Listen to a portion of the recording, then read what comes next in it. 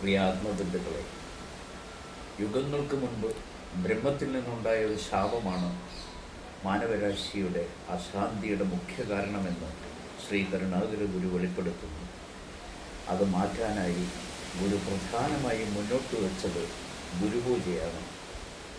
പിതൃശുദ്ധി വരുത്തി ശുദ്ധമായ ഒരു തലമുറയ്ക്ക് ജന്മം നൽകാനുള്ള സങ്കല്പകർമ്മമാണത്.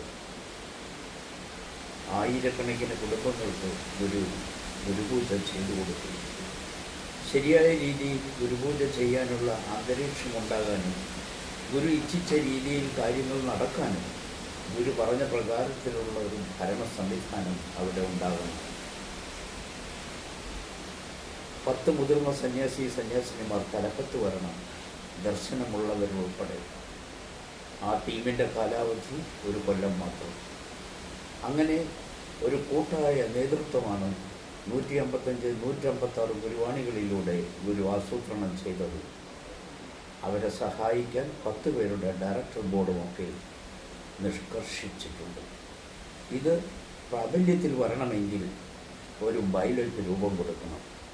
അതിനായി ഒരു ബൈലോ കമ്മിറ്റി രൂപീകരിക്കുകയാണ് ആദ്യം ചെയ്യേണ്ടത്.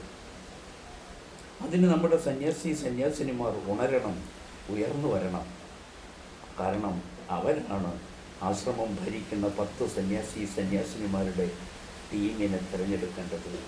പിന്നെ സജീവമായി രംഗത്ത് വരേണ്ടവർ ആശ്രമത്തിലെ അന്തേവാസികളും പരമ്പരയിലെ ഗൃഹസ്ഥ ശിഷ്യരുമാണ്.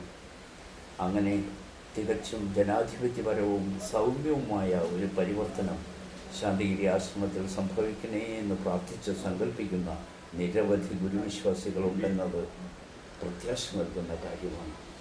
സദ്ഗുരുവേ ശരണം.